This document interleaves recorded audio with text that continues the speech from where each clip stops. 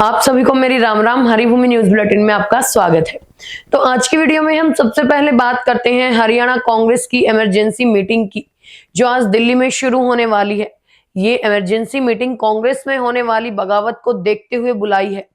माना जा रहा है कि अपने विधायकों को भाजपा में जाने के डर से आनन फानन में ये इमरजेंसी मीटिंग बुलाई गई। कांग्रेस के कई विधायक इस समय अपने हाईकमान और प्रदेश नेतृत्व से नाराज हैं और जल्द ही कोई बड़ा फैसला ले सकते हैं। जब से कांग्रेस हाईकमान और हरियाणा कांग्रेस के प्रभारी बीके हरिप्रसाद को भनक लगी है कि कांग्रेस के कई एमएलए मुख्यमंत्री नायब सिंह सैनी के टच में हैं, दिल्ली में सबकी नींद उड़ी हुई है। हरियाणा कांग्रेस के कई एमएलए इस बात से भी बेहद नाराज हैं कि हरियाणा में 2 विधानसभा सत्र बीत जाने के बावजूद हाईकमान ने अभी तक विपक्ष के नेता का चयन नहीं किया। पूर्व सीएम भूपेंद्र सिंह हुड्डा के समर्थक एमएलए इस बात से खफा हैं कि उनके नेता का हाईकमान लगातार अपमान कर रहा है और कांग्रेस विधायक गोकुल सेतिया की तरह कई एमएलए सरेआम भाजपा सरकार के मुख्यमंत्री नायब सिंह सैनी की तारीफों के पुल बांधने में लगे हैं और अपनी ही पार्टी को कमजोर बताने से नहीं चूकते। हरियाणा में कांग्रेस का आम वर्कर भी अभी तक असमंजस में है कि उनका नेता है कौन। कांग्रेस के मंच पर अलग अलग गुट दिखलाई देते हैं। कई नेताओं ने दिल्ली में बैठे अपने आकाओं को बार बार आगाह भी किया है कि हरियाणा में कांग्रेस का संगठन और ताकत दोनों समाप्त हो रहे हैं, लेकिन इसके बावजूद प्रदेश के नेता अपनी अपनी पावर पॉलिटिक्स में लगे हैं। कांग्रेस विधायकों और नेताओं की नाराजगी को लेकर पार्टी प्रभारी बीके हरिप्रसाद को राज्य के सभी आला कांग्रेस नेताओं की इमरजेंसी मीटिंग बुलानी पड़ी। हाईकमान को मौजूदा विधायकों के खिसकने का डर सता रहा है और सिरसा के कांग्रेस विधायक गोकुल सेतिया की सोशल मीडिया पर डाली गई पोस्ट से कांग्रेस के तोते उड़े हुए हैं। सीएम नायब सिंह सैनी को पसंद करने वाले गोकुल सेतिया ने आरोप लगाया कि कांग्रेस हाईकमान जीते हुए विधायकों की लगातार अनदेखी कर रहा है। क्या आज की इमरजेंसी मीटिंग से कांग्रेस में शुरू हुआ संकट खत्म हो पाएगा? ये कहना अभी आसान नहीं है। बहरहाल इमरजेंसी मीटिंग में शामिल होने के लिए विपक्ष के निवर्तमान नेता भूपेंद्र सिंह हुड्डा, हरियाणा कांग्रेस के अध्यक्ष चौधरी उदयभान, कार्यकारी प्रदेश अध्यक्ष जितेंद्र भारद्वाज, चौधरी रामकिशन गुर्जर, सुरेश गुप्ता, सांसद रणदीप सिंह सुरजेवाला और कुमारी शैलजा, सांसद दीपेंद्र सिंह हुड्डा, सतपाल ब्रह्मचारी, वरुण मुलाना और जयप्रकाश जेपी दिल्ली पहुंच चुके हैं। मीटिंग में अभी कांग्रेस विधायक और विधानसभा व लोकसभा चुनाव लड़ चुके उम्मीदवारों को भी बुलाया गया है। अब बात करते हैं गुरुग्राम की, जहां एक महिला की बेरहमी से हत्या करने का मामला प्रकाश में आया है।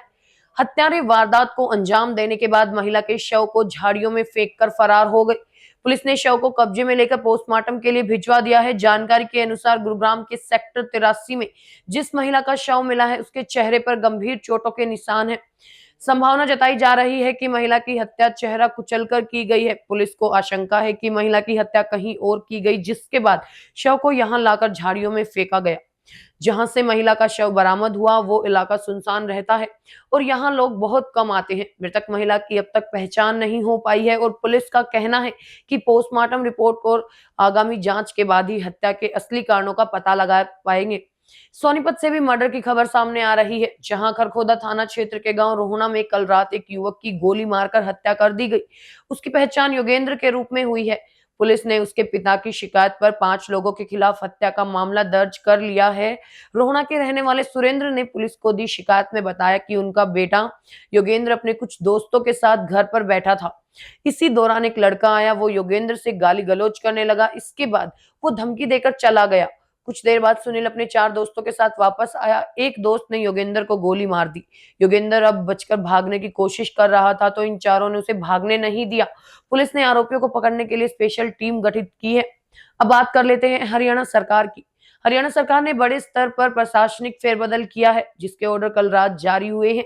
14 जिलों के पुलिस अधीक्षकों समेत 42 आईपीएस और 13 एचपीएस अधिकारियों के तबादले कर दिए गए हैं। जी हाँ, राज्य सरकार ने उन जिलों के पुलिस अधीक्षक बदले हैं जहां कानून व्यवस्था की स्थिति में सुधार किए जाने की जरूरत है।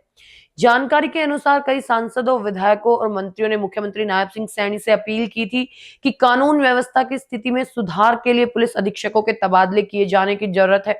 इसके बाद सरकार की तरफ से फैसला लेते हुए भिवानी, पलवल, सिरसा, रेवाड़ी, जींद, फतेहाबाद, रेवाड़ी, पानीपत, अंबाला, यमुनानगर, नूंह, कुरुक्षेत्र, कैथल जैसे जिलों के पुलिस अधीक्षकों के तबादले किए गए हैं। अब खबर कुरुक्षेत्र की। कुरुक्षेत्र पुलिस ने एक युवती को गिरफ्तार किया है जो पिछले 1 साल से हरियाणा पुलिस की वर्दी पहनकर खुद को पुलिसकर्मी बताकर लोगों को धोखा दे रही थी। वो न केवल वर्दी में घूमती थी बल्कि सोशल मीडिया पर वर्दी में फोटो व रील्स भी अपलोड करती थी। पिहुआ कस्बे के गांव दीवाना की रहने वाली आंचल का राज तब खुला जब उसकी एक महिला मित्र 2 दिन पहले लापता हो गई। लापता युवती के परिजनों ने बताया कि वो आंचल के साथ गई थी। इसके बाद पिहुआ थाने पुलिस ने आंचल को पूछताछ के लिए बुलाया। आंचल ने खुद को हरियाणा पुलिस में तैनात बताया और कहा कि वो बस स्टैंड पर अपनी फ्रेंड से मिली थी। उसके बाद संपर्क नहीं हुआ। उसने ये भी कहा कि वो भी उसे ढूंढ रही है और बड़े अधिकारियों से मदद ले रही है। जांच अधिकारी दिलेर सिंह को उस पर शक हुआ। जब आंचल से उसकी पोस्टिंग और आई कार्ड के बारे में पूछा गया तो उसने बताया कि उसका कार्ड घर पर है और वो कुरुक्षेत्र के आदर्श थाना में तैनात है। इस पर दिलेर सिंह ने आदर्श थाना में संपर्क किया, जहां से बताया गया कि किसी थाने में कोई आंचल नाम की पुलिसकर्मी तैनात नहीं है। यहीं से उसका झूठ उजागर हुआ और तुरंत उसे गिरफ्तार कर लिया गया। हरियाणा के पानीपत शहर के कबाड़ी रोड स्थित गोपाल नगर की एक यौन फैक्ट्री में आग लग गई। विकराल रूप लेने पर स्थानीय लोगों को आग लगने का पता लगा, जिसकी सूचना तुरंत फैक्ट्री मालिक को दी गई। सूचना मिलते ही फैक्ट्री मालिक ने कंट्रोल रूम नंबर डायल 112 पर सूचित किया। मौके पर स्थानीय पुलिस और दमकल की गाड़ियां पहुंच गई। दमकल की 6 गाड़ियों ने करीब 3 घंटे की मशक्कत के बाद आग पर काबू पाया। जानकारी देते हुए मॉडल टाउन निवासी राकेश वधवा ने बताया कि उसकी गोपाल कॉलोनी में वधवा यौन के नाम से फैक्ट्री है। ये फैक्ट्री पिछले करीब 3 साल से यहाँ पर चल रही है। फैक्ट्री में कॉटन यौन कैनवस क्लॉथ का काम होता है। मंगलवार सुबह करीब 7:20 पर उन्हें फैक्ट्री में आग लगने की सूचना मिली। वो मौके पर पहुंचा, तब तक आग विकराल रूप ले चुकी थी। आग लगने के कारण स्पष्ट नहीं है, लेकिन आग लगने से काफी नुकसान हुआ है। माल, मशीन और बिल्डिंग का भारी भरकम नुकसान हुआ है। राकेश वधवा ने बताया कि अभी फैक्ट्री खुली नहीं थी, लेकिन कुछ ही देर बाद हमेशा की तरह लेबर्स आने शुरू हो जाते। गनीमत रही कि आगजनी के वक्त फैक्ट्री बंद थी, वरना कर्मचारियों को भी नुकसान पहुंच सकता था। अंत में बात कर लेते हैं मौसम की। हरियाणा के कई हिस्सों में तापमान सामान्य से काफी अधिक रिकॉर्ड किया जा रहा है। जी हां, प्रदेश के 13 जिलों में लू की स्थिति बन रही है, जिसके चलते येलो अलर्ट जारी किया गया है। आज रोहतक में अधिकतम तापमान 42 डिग्री सेल्सियस तक पहुंच गया, जो कि पूरे प्रदेश में सबसे अधिक रहा। वहीं सिरसा में न्यूनतम तापमान 21.2 डिग्री सेल्सियस दर्ज किया गया, जो प्रदेश का सबसे कम तापमान था। हालांकि रात के समय कुछ स्थानों पर ठंडक बनी रही। सोनीपत और रोहतक में रात का न्यूनतम तापमान 18.8 डिग्री सेल्सियस रिकॉर्ड किया गया, जो कि पूरे प्रदेश में सबसे कम रहा।